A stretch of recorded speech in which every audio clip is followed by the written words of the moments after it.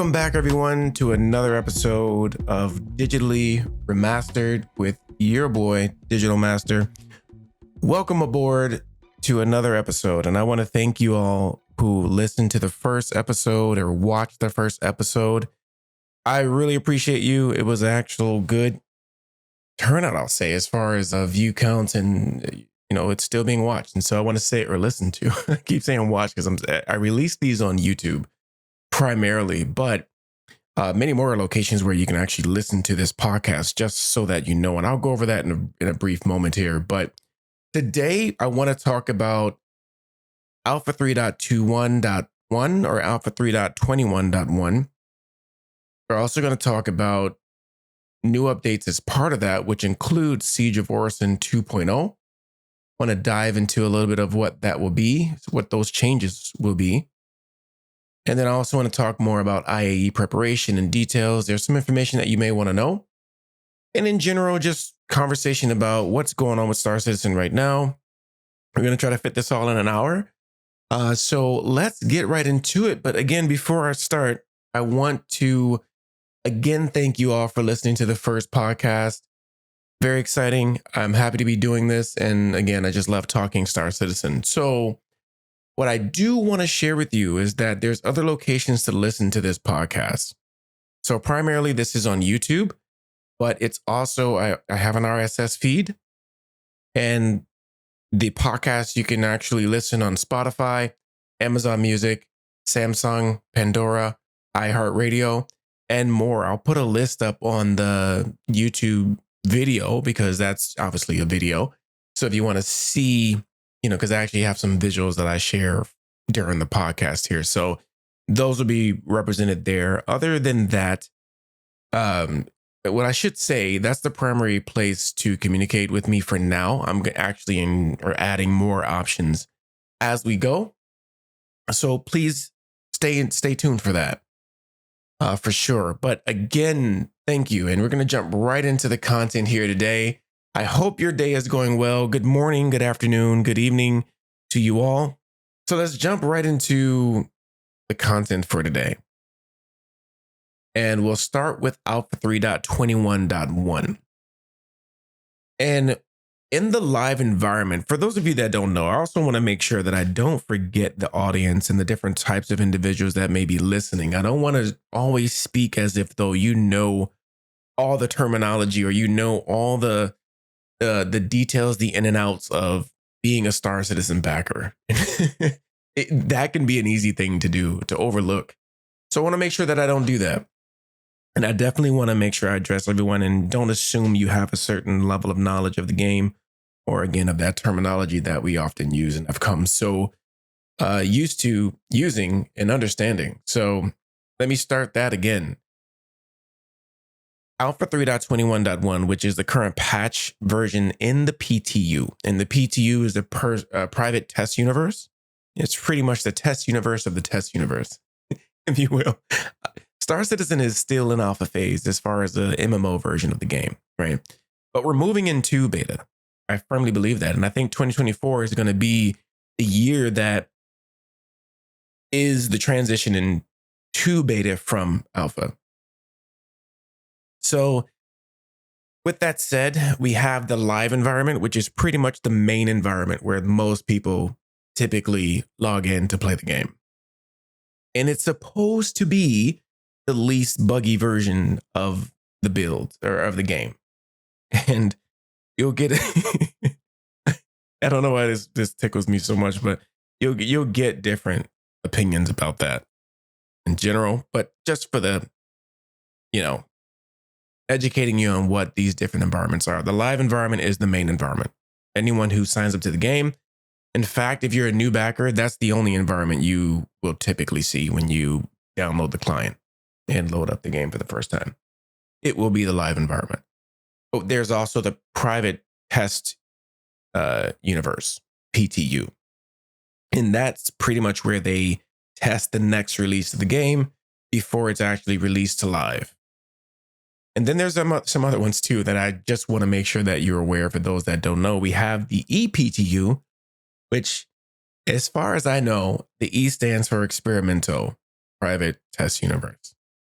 Some think it means Evocati as well, but the Evocati, and I'll just briefly touch this, they are the bravest of the brave when it comes to testing Star Citizen, because they have to sign an NDA for one.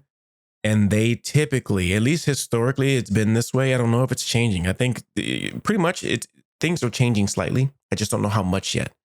But the Evocati are the members who test like the second a new patch gets entered into the testing phase, period, it goes to the Evocati. And they have to sign an NDA so that they, no leaks and things like that, which doesn't always work. That's another discussion for the day. But they have to sign that NDA.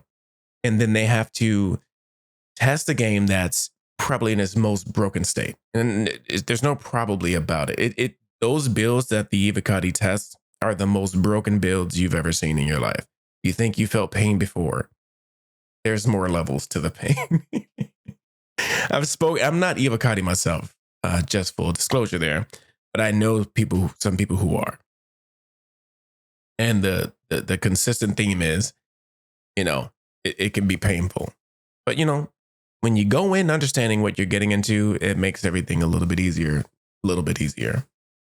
So there's that. All of that to say, let me just continue on then. So we have the EPTU, experimental, that's the word I'm going to call it, the experimental private test universe. And I won't go too much more into that, but sometimes you'll get a release on that. And I've actually been in the EPTU this patch cycle. And now they've moved 3.20. So first of all, 3.21.1 was initially moved to of course, went through Evocati, and then it hit the EPTU. And I was invited to that. There's no NDA for that environment, the EPTU. Now the 3.21.1 is in PTU. And that's where it is currently right now. And finally, as far as the environments builds of Star Citizen go, we have the tech preview. So that is 100% designed to be the environment where the technology, it's pretty self-explanatory. The technology that is the foundation of the game will be tested. So with the tech preview, that's where the Pyro playtest was. The only place it was. And now that's over, by the way. That ended on the 10th, but I think it's just temporary. I think it will come back. In what capacity, I do not know, but I know it will come back one way or another. But the next thing that and we're going to actually get into this as we continue to talk about Alpha 3.21.1. But let's just go ahead and start the conversation about what things are currently in the live build versus content from the 3.21. And I should say 3.21 to be fair. So when we talk about the patch versions, we have, the 3 dots, right? So 3.21, 3.22, which will come at the end of the year. It's supposed to come at the end of the year. But then those patch cycles have their own branches, if you will. So you have the 3.21, which was the initial release of, as you can imagine, 3.21. But then there's the 3.21.1, which is the subsequent patch, which has more of the content that didn't make it into the initial release of that patch cycle. So for the 3.21 patch cycle, we have the initial 3.21, and then now we have the 3.21.1. Will there be a 3.21.2? I doubt it. I think we're going directly to 3.22. So the context around this conversation is what's currently in the live build and what's yet to hit the live build. And these are the things that are pretty much in 3.21.1, the things that are not yet in the live build. In live right now is 3.21.0, just to be clear and just to make sure that that picture is painted clearly. 3.21.0 is in the live build, and 3.21.1 is in the PTU. So let's talk about what we have in 3.21.0 in the live build of the game. And that will be the new Crusader platforms, which is essentially the platform section of, not even really the full platform section, but pretty much a bunker type or a bunker style mission for those of you who run bunkers in the game. A bunker style mission in Orison, pretty much on the platforms. Those were released before, but CIG had to make some changes to pretty much allow the Siege of Orison event to run at the same time as other players who may want to keep doing those Crusader platform bunker quote unquote missions. And so now that's possible. And it's already in the live branch of the game. Those missions are fun. They're pretty fun. They're pretty short, but they're fun. We also have the retrieve consignment missions. That's currently in the live build. And in these missions, it still utilizes the bunkers, but there's this dispenser unit that you have to, first of all, you have to clear the bunker, and then you get a code. I think it's a lieutenant that you have to down, and you get this code and you unlock the panel. It's like a little panel that you have to enter the code into, and then you get these consignment boxes that you have to return to the mission giver. And the thing about that is it's pretty multifaceted in the sense that, you know, you almost want to make sure you're running that one with more than one person, because the enemies respawn in this mission. And if you ever run a bunker mission, typically you fly to the bunker, you go down, you kill all the enemies, which typically amounts up to 10 of them, and then you're clear. The bunker is finished. You can loot to your heart's content. No worries, no cares. And obviously, you can do that very easily as a solo player. The consignment mission, on the other hand, and there's other missions too that sort of employ this same respawn mechanic. But for the consignment missions, you go into the bunker, you clear the bunker, get the code, enter the code. You start to get these boxes one at a time, by the way, and there's normally more than one. But all the while, there's enemies respawning in the elevators, coming to, you know, correct the situation. That makes it challenging for the player because you have to carry the boxes. Even if you're using a multi-tool, that can be challenging unless you're really quick with swapping out, right? Between the multi-tool back to your gun, which is very doable. To be fair, it's very doable. But CIG just released, which is not really in the patch, well, it's in the patch notes, but it's not really in the release page of the patch roadmap for the roadmap. The new Squadron 42 AI has been added to the game. To be fair, that's in 3.21.1. So I'm saying this to say that very soon, the challenge of that mission will increase a bit. The reality of the situation, though, is no matter how many improvements they make to the AI, the server tick rate, which is pretty much the update or the refresh rate on the VM where the game is hosted, right? It's very low for Star Citizen, and due to the fact that there's a lot of content on one server. The entirety of Stanton is pretty much simulated on one server.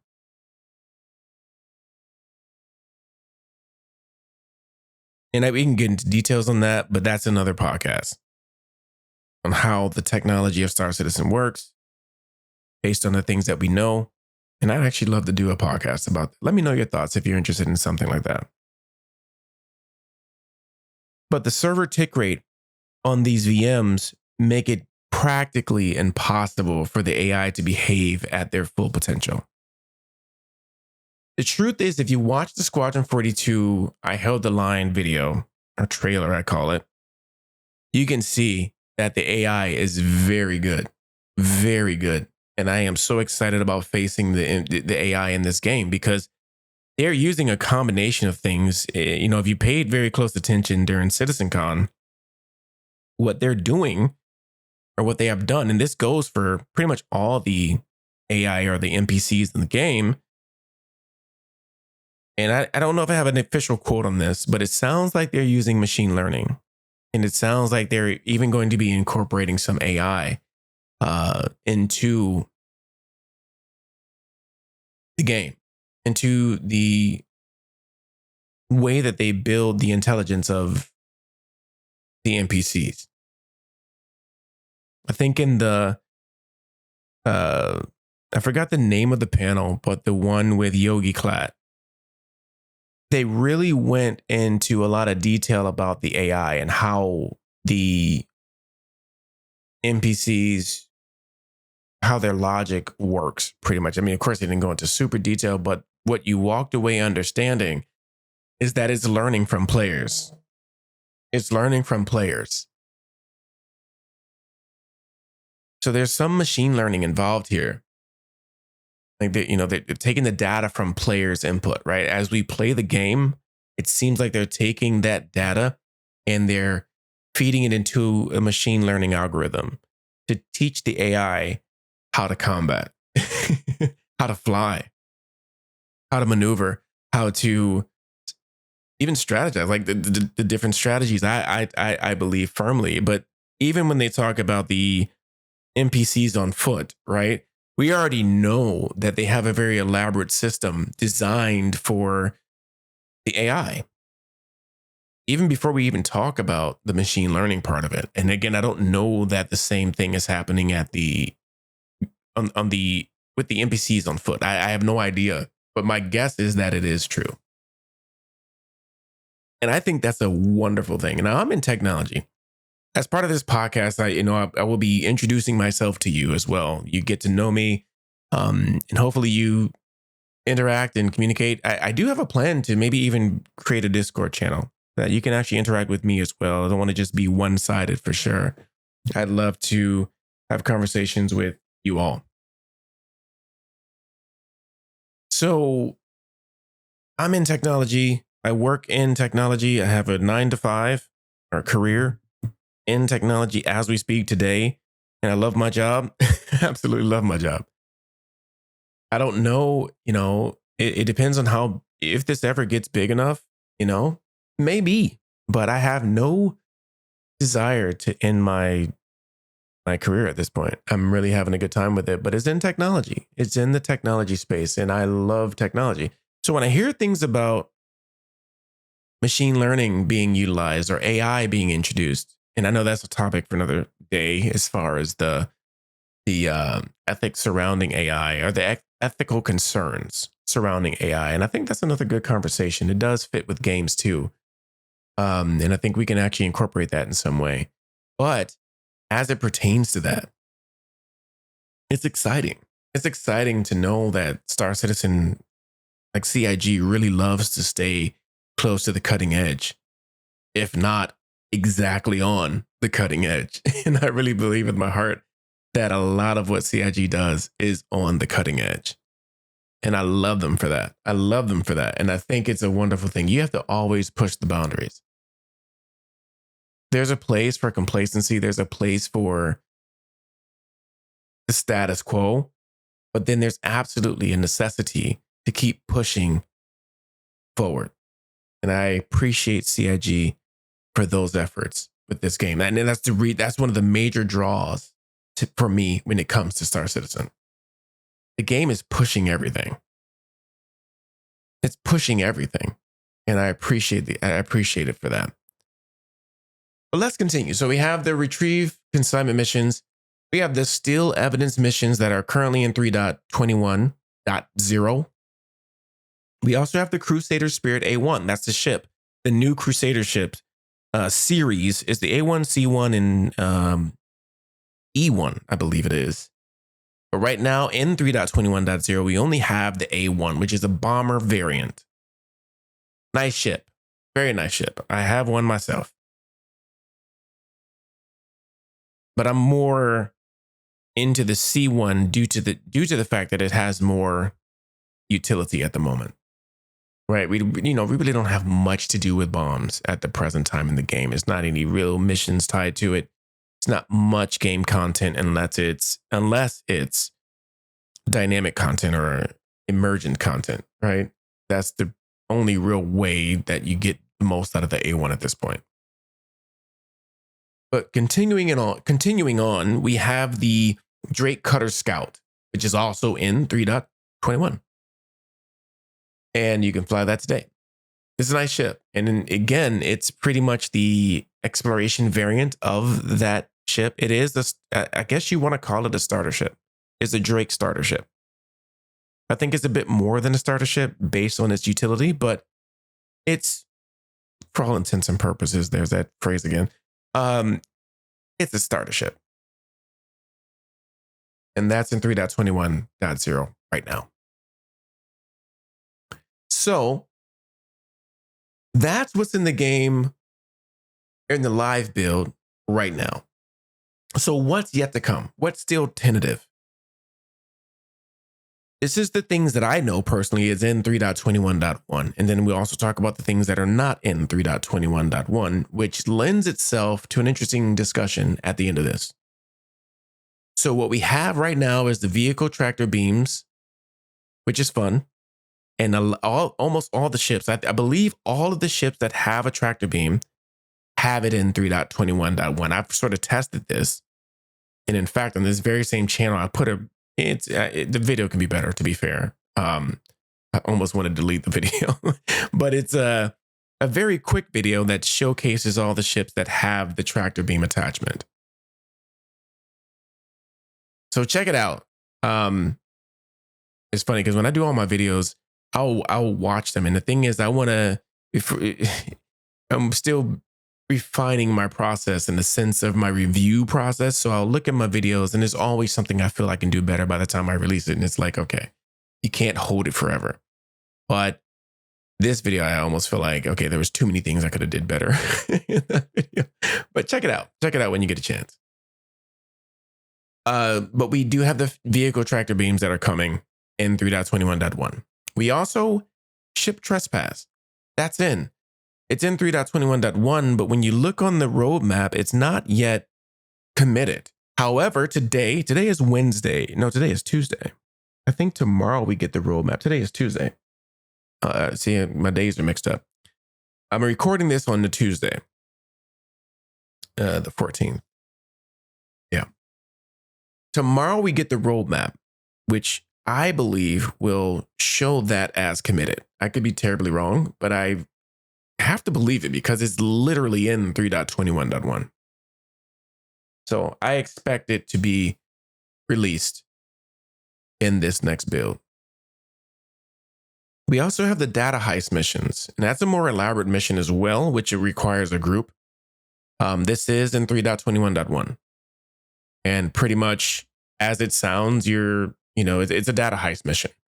I have not tested this one yet personally, so I don't have much to say about it, but it does seem like it's a lot of fun.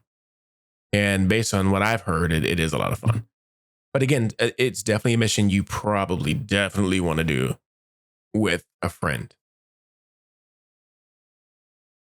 We also have the Crusader Spirit C1 in 3.21.1, which is a wonderful ship. On my main channel, and I forgot to plug this at the beginning of the podcast, but on my main YouTube channel, which is Digital Master Gaming, check it out, subscribe. I have a review video for that.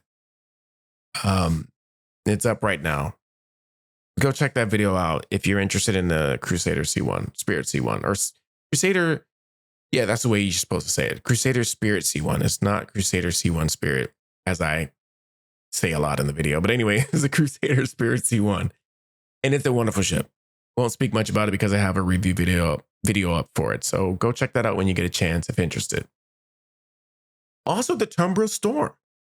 Now that just released last night, and I have yet to load into the game since yesterday or the day before yesterday.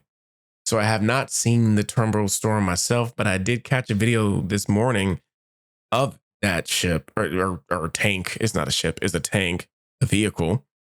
And it looks nice. It looks very nice. I plan to check it out sometime today. So that should be coming in 3.21.1 as well. But we also have the Argo SRV, which ties back into the vehicle tractor beams, but this thing is on another level.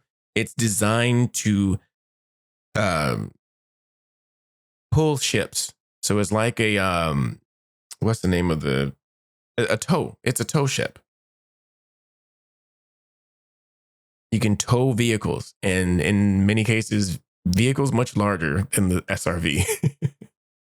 But it's a very fun ship, and it looks pretty cool. Quite cozy too. If you've been in one, it's tight in there, but it's very nice. It's like a little trailer home type thing. Look up videos for it. I don't have a video. Interesting thing for me is I have that ship on an alternative account. So, and that alternative account does not have PTU access, at least not at the waves that, it's funny as I speak about this, I think we're on wave 5 anyway, so I should be able to go test it out personally myself. But there were people when I was testing this earlier that allowed me to take a look at it. So it was really cool. And I think it's a nice ship. And depending on the size of your fleet or how you play Star Citizen, if you're playing in a group or playing with friends or, big or small, I think is a very good ship to have in your fleet. Because God knows there's going to be moments where one of your ships is stranded. Maybe.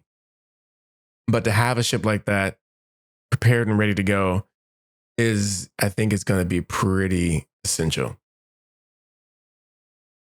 Okay, so let's get on to the thing, or pretty much one thing right now that is not committed, and then I'm not sure how they're going to introduce this one.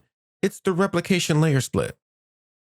And this is a good point to really dig a little bit into this whole replication layer split thing. For those that don't know what the replication layer is a part of the technology, the underlying technology for Star Citizen, the MMO, that's going to allow it to scale. I'm going to keep this as non-technical as possible. I don't want to turn this into a technical podcast, but to sort of layman's terms it, I've just made that term up. I'll say it like this. The replication layer, as far as the whole architecture underneath the game is concerned, is pretty much the glue that's going to pull everything and hold everything together. That's the way you should probably look at the replication layer. And right now, in the current build of the game, and as it has been for a very long time, the replication layer is pretty much a component or a service as part of the overall architecture for server meshing and just pretty much the game itself. Let's just keep it simple.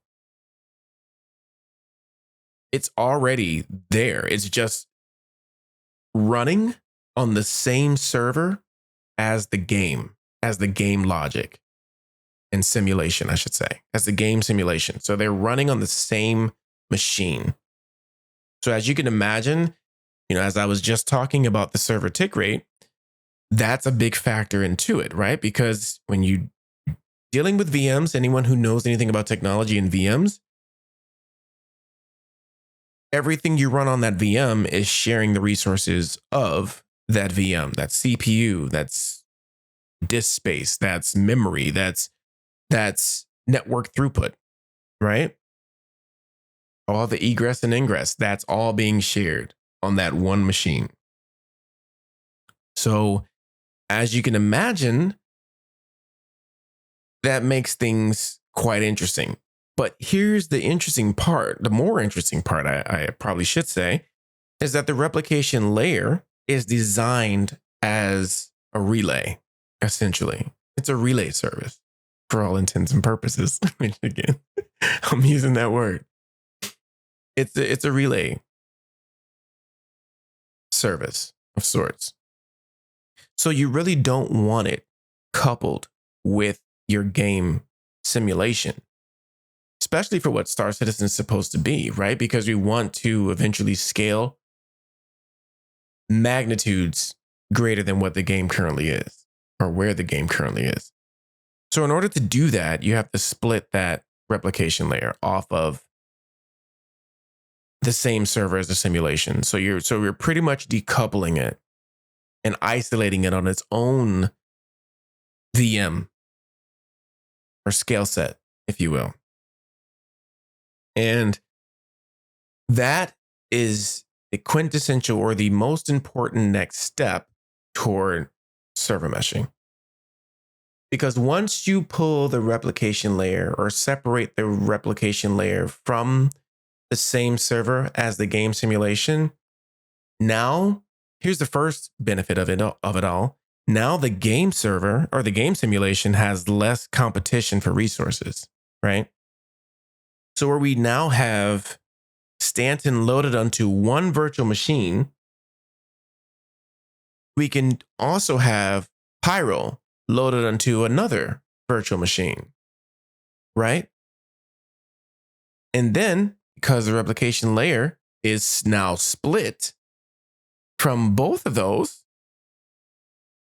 and we'll talk more about what the replication layer actually does, now we can actually start to mesh servers, right? Because server meshing is as it sounds. You're meshing servers together. You're having multiple servers work together at the same time to give you the game Star Citizen. I always try to explain it in the most simplest of terms. And I actually have a video up about it that I created a year or two ago. I still think it's a very relevant video. Of course, the inner workings of it all can be very different. I do a lot of speculating in that video, so I don't claim to have the most accuracy, but the general theme and idea of the architecture, I believe, is very, very, very, very accurate. So check that out. That's on my main channel as well. So right now we have the replication layer connected to the same server as the simulation. That's going to be split. The thing is, this is listed as a feature of 3.21.1. And that's where I'm sort of scratching my head a bit because one, it's not committed. But two, my understanding was that it was going to be tested on the tech preview environment. And I'm not sure anymore because we have 3.21.1 and the PTU. So my thought here is that maybe there will be at 3.21.2. I don't know, but it's almost the only thing that makes sense to me because unless they move the replication layer split to 3.22,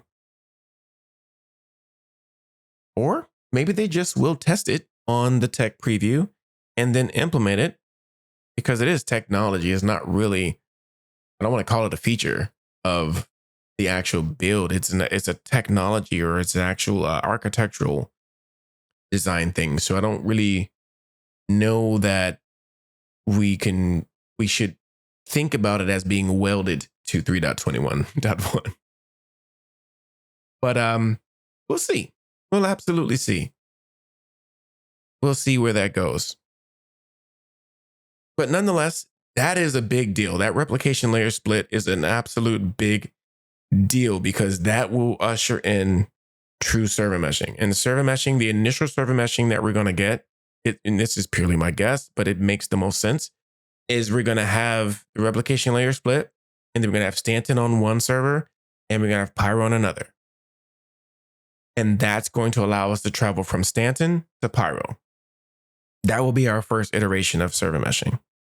I think they're going to take their time, which is good. I think they're going to take it baby steps on this one. But I think it will function like a wine glass, right? Where it starts small, but then it just balloons eventually and pretty quickly. But we'll see. We'll see. We'll absolutely see. But I'm going to save a lot of that conversation for a different podcast. On to the last thing that's part of 3.21.1, which I alluded to at the beginning of the podcast, is Siege of Orison 2.0. I call it 2.0. I think they just call it, in fact, they do have a name for it. Or what they call it is Siege of Orison Global Event Reactivation. I call it 2.0. But there's some very interesting things. This is where we're going to segue actually to our next segment, which is the Siege of Orison 2.0. And I really want to focus a bit on the events in general, the in-game events in general, just real briefly. I think Seige has done a general great job at building these events. I think everybody have their favorites depending on your play style. You know, if you're more of a PvP person, then I'm sure you have Jumptown high up on your list, probably, right? Or maybe Xenothreat, because that does lend itself naturally to PvP gameplay. And then you have Siege of Orison, which is primarily a PvE event. But because Star Citizen is Star Citizen, anything can have PvP, truthfully. And Siege of Orison is really no different. So we have a range of events and some more refactored events coming very soon. Like, for example, the Ninetales lockdown is completely changed now. And I forgot the name they gave it, that they're giving it going forward, but it's going to change dramatically and it's going to be more focused on the, well, I guess the new cargo updates are going to really factor into it a lot more. And so we'll talk about that one as it comes closer. But in general, these events are really fun events. And my two personal favorite is, in fact, Siege of Orison and Xenothreat. Xenothreat used to be the king for me.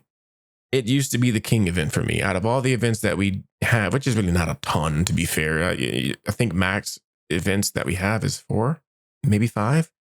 Jumptown, previously Ninetales Lockdown, Xenothreat, and Siege of Orison. I might be missing one. But Xenothreat, before Siege of Orison came out, Xenothreat was easily my favorite. It was easily my favorite. And to this day, it's still, in my opinion, tied or slightly under Siege of Orison.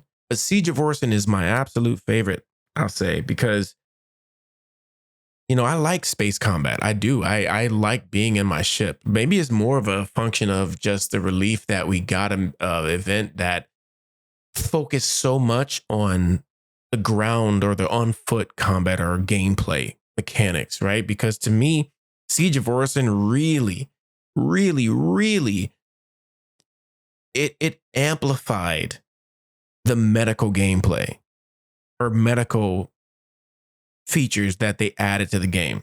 Because before Siege of Orison, they did add all the medical things, right, with the med pens and the med guns and, you know, all that, and the actor states, right, when you're injured or you have with the different injuries, the head injuries, the torso injuries, the arm injuries, the leg injuries, and then the different drugs that can treat the symptom, or then the beds that you can get into, right, with the hospitals and clinics and some ships that you can use to heal different level or different tiered injuries. So before Siege of Orison, you know, there was limited interaction with that system, right? You were rarely injured, especially if you were good with a gun in the game. Or, you know, if you just did your normal missions, rarely would you interact or need to heal yourself, or at least not elaborately, right? You wouldn't have to get into the different medicines or the different meds.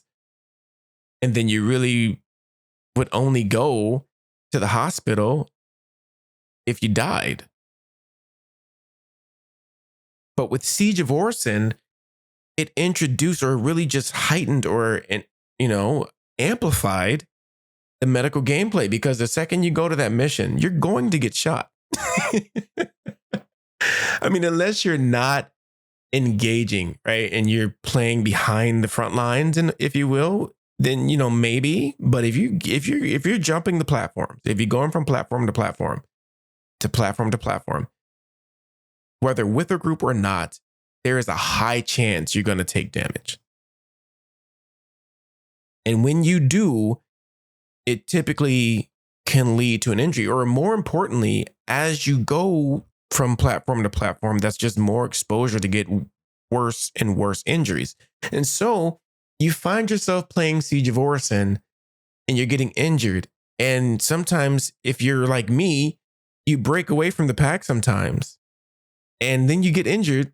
And now you realize, not only do you feel that feeling of isolation and that survival aspect of the game, but you find yourself trying to find which building has the med bed. Or if you brought your med gun with you, which please do, you're trying to find which medicine you can use to suppress the symptoms that you're facing. Because if you get a head injury bad enough, your vision is impaired. If you get a chest injury bad enough, your endurance suffers. You can't run for as long, or you can't run at all. And if you get a leg injury, you're limping. You definitely can't run, right? And if you get an arm injury, you can't shoot your gun properly. Trying to steady your gun becomes very difficult. But then you have the med gun or the med pins that can treat those symptoms, give you more time to get to a bed before they wear off to reset yourself. That event, the Siege of Orison event, truly heightened and amplified the medical gameplay in the actor state system in Star Citizen. And the game was infinitely better for it, in my opinion. And then it just creates all these different scenarios and situations that are both engaging, dynamic, emergent, that are, it just makes the event an amazing event. And then the different checkpoints, and not so much checkpoints, but the different mission objectives are very interesting. They're very interesting in the way the mission plays out. And then the way it culminates, it's very, very interesting. And so it's my favorite mission. It's my favorite event in the game for that reason alone. Like, you wouldn't come across a lot of that in Xenothreat, right? The thing is, with Xenothreat, it's a lot of fun. The different, the big space battles. That's the highlight for me. When you start to fight the Idrises alongside the Javelin. That's very cinematic for me. And I think it's a wonderful, fun event. And then the fact that you have the 3 stages, and then there's also the cargo aspect of that mission, having to restock Jericho, right? While you have pirates and what have you, Xenothreat, coming after you at every turn. So there's a lot of pull to work with other people to find success. And I think that is the recipe for success with anything you do in Star Citizen, any event in Star Citizen, I'll say. So I'm very excited about Orison, Siege of Orison 2.0. But here's the thing. It just got more interesting. And I'm going to tell you how, because anyone who's played it before, there were certain pain points about the experience. And I'm just going to read through a few things just to let you know what is coming so that you can be prepared. So to begin, there is a change to the very beginning of the event. And that all has to do with the initiation of the event. So Dooley, which is the in-game NPC that actually gives you the mission, she still gives you the mission, but she first sends a comm to let you know something is going down. And once she does that, there is a 30-minute countdown before the start of the event. Let's talk about how cool that actually is. And I tested this in 3.21.1 because they did a few runs of it. And so I want to talk a little bit about that and that experience. So what I immediately realized is that all this time we've been doing this, and doesn't really make it easy for bigger groups or groups in general to really have time to build up unless you already know it's coming. Like you're paying attention to the spectrum or maybe Twitter. I don't know. Wherever CIG mentions, hey, we're going to be running Siege of Orison. But for those of you who may not be that in tune, if you will, to all the updates of Star Citizen, when let's say you're just playing Star Citizen one day and now you hear the mission come across the comm. If you are one who likes to experience the entire event or like to be a part of the beginning of the event, you're pretty much SOL because you already know, especially the way the event used to be. People are already on the tram. They're already clearing Selenki, the first platform. Probably already cleared the second platform, and you have a bunch of other people who are running straight to the admin center, which is the end of the mission, to finish everything. And by the time you even get to Crusader, the mission is over, right? Well, this changes that slightly, and I have good news for you. There's more changes that actually prevent that from happening now as well. But this 30-minute timer gives you and your friends a chance to get organized. And that's the first thing that jumped out to me. I'm in this server. First of all, a lot of us chat in the testing chat on Spectrum. Because I'm very active with the testing of Star Citizen. I'm very active and very involved with Star Citizen. So I am actively in that testing chat, especially when there's new updates about to come out. So we're pretty much ready to test, right? I know it's coming. Wikipedia is on there letting everyone know, hey, we're going to test Siege of Orison, and that comes in the patch notes. And then we're ready. We get into the game. We see this happen. This is exactly what we're talking about. This is a godsend because it gives us a chance to prepare. It gives us a chance to get our meds. It gives your friend a chance who's in Microtech to fly over to Crusader. You have 30 minutes now to prepare for the start of the event. So now you can get like I said, you can get your meds, you can get the right armor that you want, you can get the guns that you want, and all the ammo that you need, the silencers, the food, drinks. You can get all that and be prepared and then find your way to the Crusader building and just wait at the elevator because that's the other change. During this 30-minute period, you cannot get to the roof. So there's no crowding the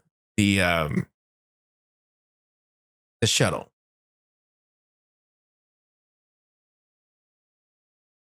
So you have time now. You have a chance to breathe before the mission actually starts. And I think that's a wonderful addition. Hats off to CIG for adding that one. And so another change that was introduced now is the trams between platforms, at least the ones that actually have them, right? When you're traveling from Selenki to Brushwood or Brushwood to Heartmoor, hope I got that in the right order. You need a lieutenant code now to actually activate that. Previously, this was not the case. You just simply, once you killed the lieutenant, I believe it was automatic. But this is good because typically, I think it solves that problem of leapfrogging where you have the group that killed the lieutenant. Let's say you're part of a group and, you guys are killing the lieutenant, but you have people who are just running straight to the trams to front run you. And it's nothing wrong with that. I'm not saying that there's a problem with that, but to me, it just gives better flow to the event overall. And I think that's another welcome event. But now you have to get the lieutenant's code at each platform to unlock the relevant shuttle so that you can take the shuttle to the next platform. And now here's another big one. Here's another huge one. The barge, which is on the admin center, now has a container that will prevent people from pushing into the barge beyond the first room. Now, why is that important? Now, I alluded to this earlier, but with this event, people have learned, and I've done this myself, to be fair. And again, I'm not shaming anyone. There's nothing wrong with doing that when the game allowed you to do it. But what you would see very often with the Siege of Orison event is people rushing to the admin center or the admin platform, I'm sorry, to complete the mission. So there will be sessions where you just arrived at Solanke, or let's say you killed the first lieutenant on Solanke platform and you move to Brushwood and someone's already killed the final boss. The thing is, you still can't officially complete the entire event until all the lieutenants are dead. But it kind of sucks when you're taking the mission one platform at a time in hopes of that build up to the last lieutenant. But once you kill the Brushmore platform lieutenant, now all the lieutenants are dead. And it's like, okay, that's anticlimactic, right? Again, no shame on the people that did that. It was something that was allowed. So you just play the game as you play the game, or do what you want to do, right? But I think it's a wonderful thing that Seige is now preventing this. This means you have to go through each other platform first before you get to you can still probably go to the admin platform, but you can't get far. You can't progress past a certain point, which includes getting to the lieutenants on that platform. I think that's a godsend addition. It's a godsend addition because it gives everybody a chance to participate. Because everybody plays the game at a different pace. And, and again, that's why it's fair. I don't shame, I don't blame anyone for that. But it gives everyone a chance.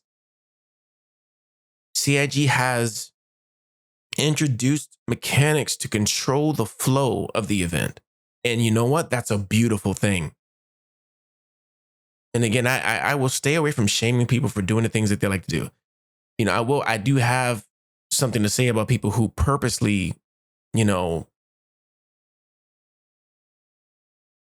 the fun for other people, right? I do have my concerns about that, but because the game let you do it, I can't shame you for it. I just can't. But I'm so glad that they introduced this change. So here's another change. I'm going to read this one out loud. Well, actually, there's another one that you probably want to know too. So let me just read a few more of these. I don't want to really skip much here. If you take a siege ship, one of the ships that are on the platforms, out of the area while the event is active, there is a self-destruct that will trigger that you, the player, can't turn off. So don't try to take these ships away from the event. So let me read a few more. Once the IFFI, which is the converter that, has the platform shooting at you versus, the Ninetales. Once the one on the barge is down, players will be free to take the ships as the self-destruct will be disabled. So that's another detail that is added to that self-destruct mechanism. And if you try to take your ship into the area, you'll be impounded.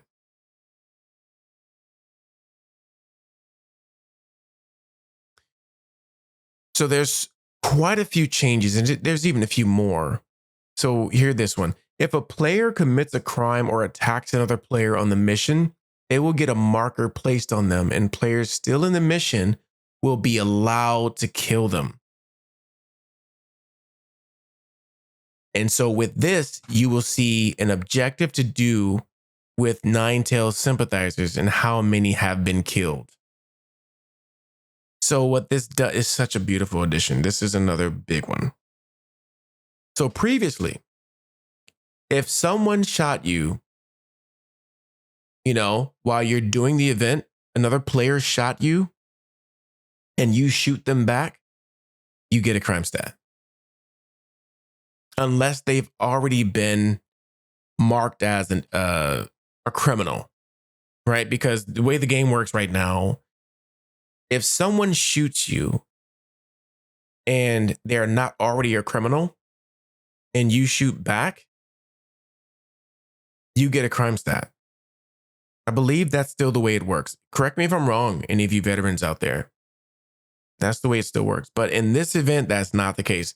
If they shoot you, they instantly become a criminal. or at least they instantly become marked as a nine-tail sympathizer in their free game. You can return fire with peace. So that's another godsend change to this event.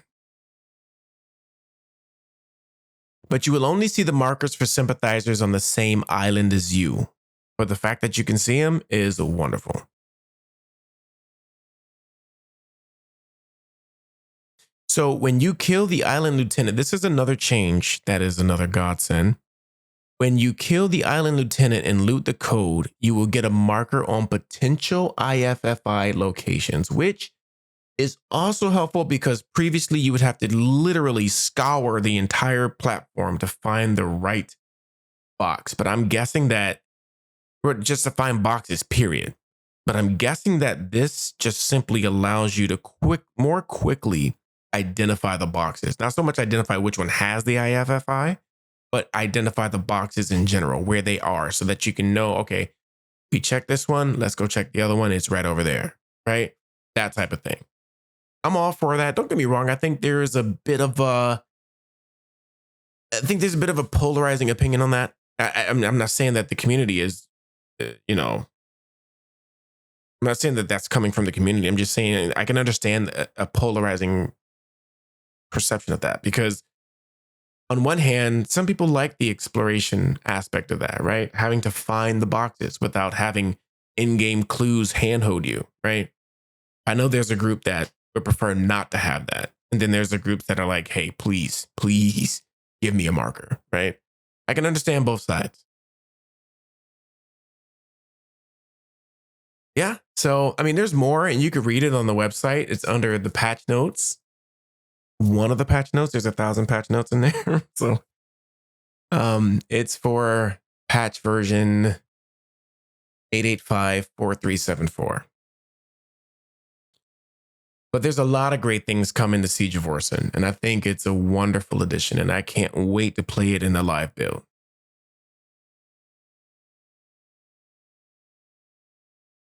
Okay.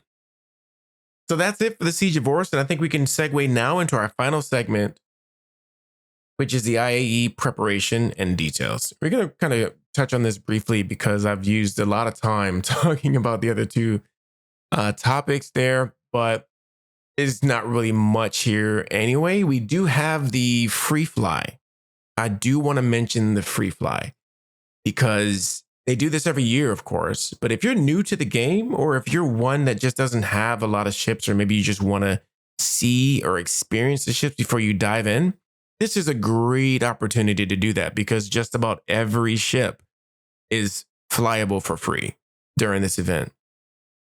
So if you haven't logged in a while, or if you're new, maybe you're on the sidelines trying to decide if you want to play Star Citizen at all, this would be a great time to give it a shot, because you can literally play the game for free. I believe it comes with let me see, does it give you? Yeah, exactly. You don't have to pay a single cent. A single cent. If you don't have an account today, that's fine. Right? Because if you want to play the game right now, you have to pay at least for a game package, which can be as cheap as $45, I believe. But for this free fly event, it's 100% free. And that includes being able to play the game. So once the free fly starts, which is on the 17th of November, sign up. Sign into the game. Use my referral code, by the way, because you'll get some free UEC when the game finally releases. And I get I get a benefit of just referral bonuses. So definitely check that out. You can get I'll probably add that to the description of all the podcast locations where you can listen and watch this. Use the free fly code. Use the my code. But jump into the game. You don't have to spend a dime. Jump into the game, see how it is for yourself.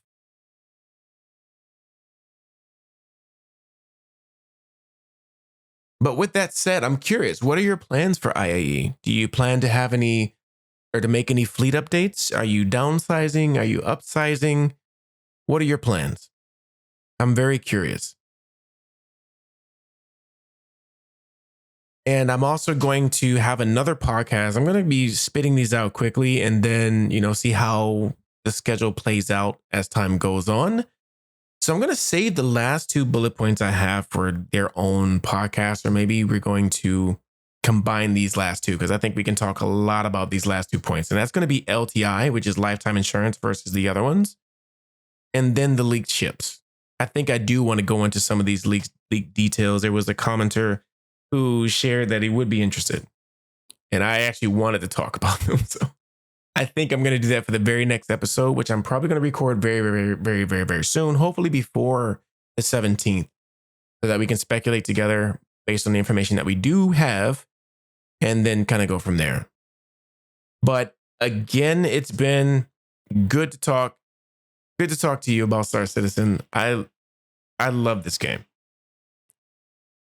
And I think there's so much to discuss about it. So definitely give me your feedback. Let me know how you feel. Let me know what you're thinking. Let me know what you're interested in. Let me know what you're not interested in, right? Is there any hot topics that you want to discuss or get my take on? And throughout all these podcasts, I want to make sure that I continually introduce myself so that you get to know who you're listening to. And so we'll take some time to do that as well. But thank you all for listening in. Thank you all for watching. I hope you enjoyed this podcast. I hope you're having a wonderful day, whether that's morning, afternoon, or evening. Happy gaming to you. Okay? And I'll see you in the next video.